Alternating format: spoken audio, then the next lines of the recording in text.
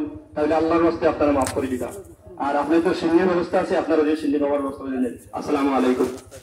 সম্মানিত হাজরিন, এখন স্মৃতিচারণ করার অনুরোধ করিয়ার পরিবারের পক্ষ থেকে তার বড় ভাই নবীগঞ্জ দাখিল মাদ্রাসার সুনামধন্য সুপার হাফেজ মাওলানা হবিবুর রহমান সাহেবকে স্মৃতিচারণ করার অনুরোধ করিয়ার।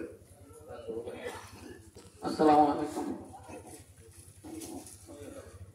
আমার ছোট ভাই আপনারা সাজু আত্মা বান্ধি আপনারা সামনে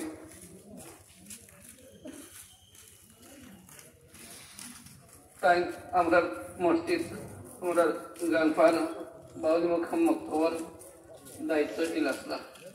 এলাকাত বেশি বেশি আপনার চলাফেরা করছেন, এ কারণে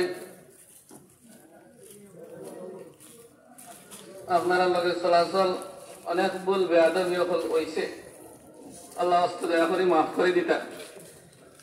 আমরাও জানি, আমিও জানি আমার ভাই বালা ও যে আপনারা অত সময় হয়েছেন সৎ আসলাম সৎখান বাস্তবায়ন করতে গিয়া অনেক বেয়াদবি হয়েছিল, তাই আর অনুভব করতে পারতাম না। আল্লাহ আস্তে আপনারা সবে মাফ করে দিতা। আর আমার এলাকাবাসী মাথা গ্রামবাসী আমার সুমন ভাই মোস্তফা ভাই সহ এই এলাকার মানুষের যে মহব্বত দেখাইলেন আমার ভাই প্রতি, এই ঋণ কোনোদিন আমি ভুলার নাই এবং ভুলতেও পারতাম না। আপনারা এই যে মায়া মোহব্বত আল্লাহ কবুল করে দিতা।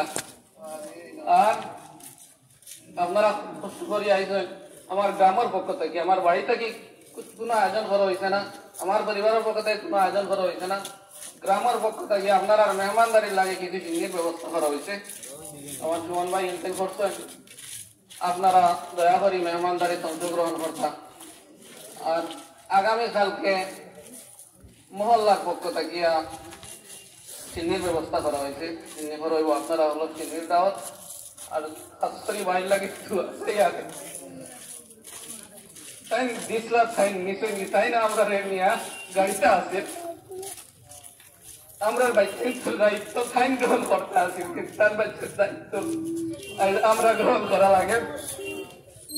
এই যে আমাদের দিনের দায়িত্ব আল্লাহ আমার উপরে দিচ্ছেন, আল্লাহ যেন সঠিকভাবে আমার আঞ্জাম দেওয়ার তৌফিক দিতে পারছি, কামও লাগাইবার তৌফিক দিলাম। বিশেষত আমার উস্তাদ মসজিদের মাদ্রাসায় দুধরে আছেন, আমি জানি অনেক সময় তাই বিভিন্ন কারণে হুজুরের লগে বেয়াদবি করছেন, আমার চাচাই না আছেন, মুরব্বী আমার উস্তাদ হল দেখে এখানে আছে, সারারে লইয়া হুজুরের কাছে মাফ চাই আর আল্লাহ বাই করে মাফ করে দিতে দোয়া চাই আপনার।